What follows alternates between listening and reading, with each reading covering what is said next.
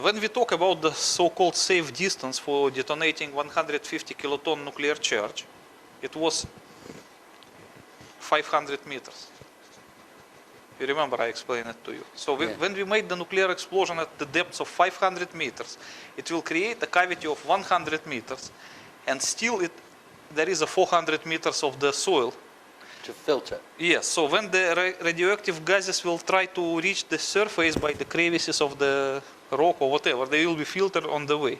And the thickness of filter will be like 400 meters at least. So it will tremendously decrease the radioactivity. But in the case of the World Trade Center was another story, because the tower was only 27 meters below surface, and the position of the charge was another 50 meters. So from here to here is 77 meters. And 50 meters, or even a little bit more than 50 meters, was occupied by the cavity.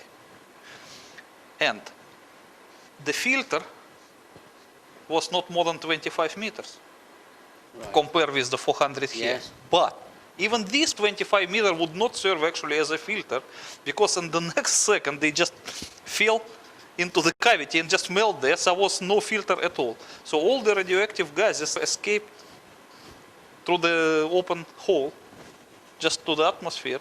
So anyone who was walking around here, or Manhattan residents, or the ground zero workers, or whoever, when they inhaled the radioactive vapor, that was their main source of the radioactive exposure.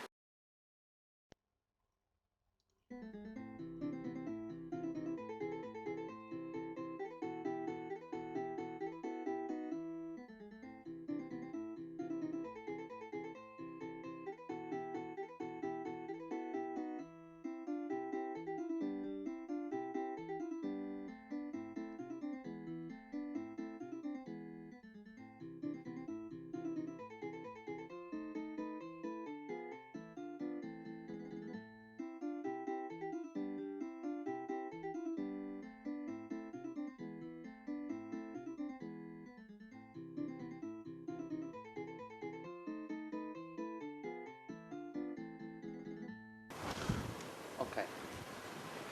Before we go on to talk about the medical impact, Yes. let's just stay on this shockwave that's shot through the building, pulverizing steel, human beings, desks, computers, carpet, photographs, everything in the way, and turning it into what resembles just microscopic dust, flying all over Manhattan and flying into the cavity.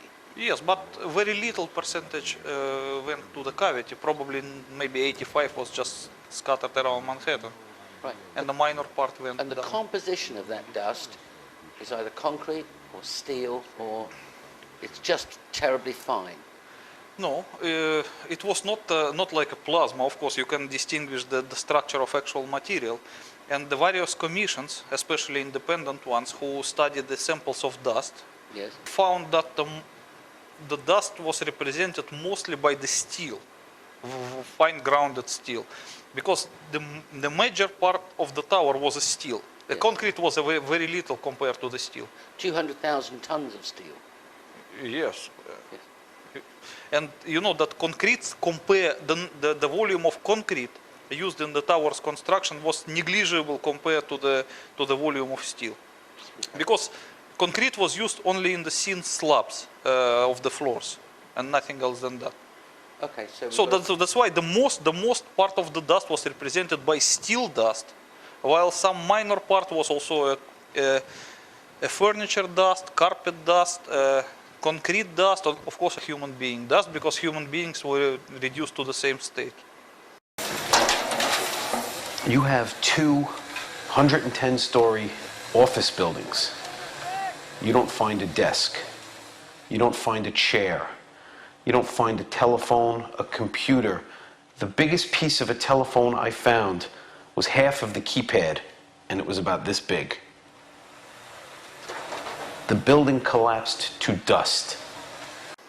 Okay, just before we move on, the cavity at this point is still an enormous temperature. Yes. thousands of degrees of Celsius. Thousands of It degrees. should be 8,000 and more than that. And that would take a long time to cool down. Yes, completely cool down with the 150 kiloton, it will take at least 1 year.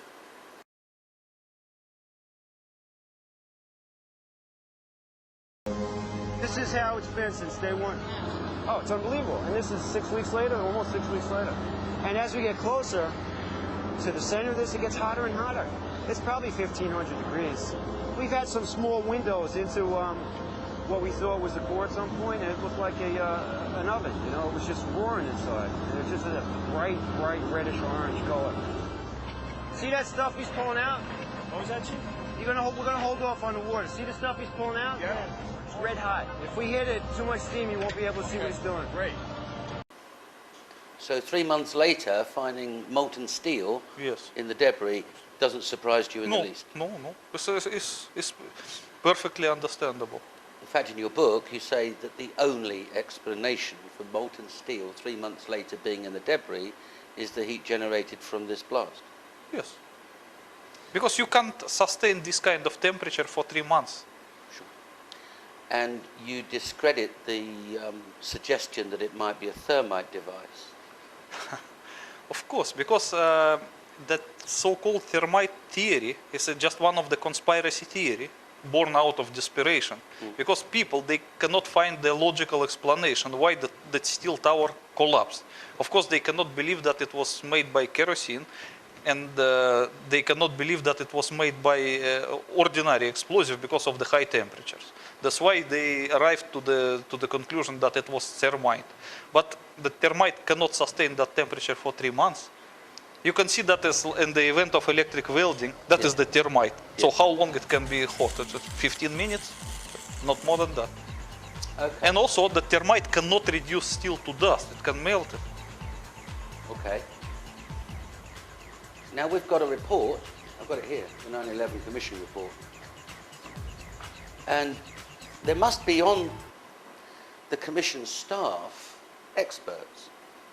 And there must be, America has its own experts, but there must be experts that have looked at the same evidence that you've looked at with similar experience to you and said to themselves, that can only be one thing. It can only be a nuclear device. Yes. Because Russia's not on its own in understanding crash zones and damage zones. Americans understand them too. Of course. So they know exactly what's going on in Manhattan, and they know exactly what brought down the towers. Yes. But why aren't those people saying, just a minute, you know, this commission report's rubbish. It wasn't planes that brought the towers down, it was a thermonuclear device. Okay, when we talk about public disbelief in September 11 Commission ravings, that is understandable because more than 75% of public, maybe perhaps more than 75% of public do not want to believe the September 11 Commission. But to reconcile oneself with the idea that it was a nuclear device is not so easy, because it's just a psychological problem. Not many people, they can believe that the American government is capable of demolishing the buildings in the middle of the city by the nuclear explosion. And it's just difficult to believe. It's just a psychological problem. Well, I would understand that. But what about that secret? I mean, are these very learned and very eminent men, Lee H. Hamilton, Thomas H. Keynes, Richard Benisti, Bob Kerry, Fred Fielding, these are senior partners in law firms, these are presidents of universities, these are patricians of note who have signed a report saying this is what's happened. Are you suggesting they're all misled? No, they are not. Because the American government was in a very awkward situation. It has divided the so-called truth in the few different levels.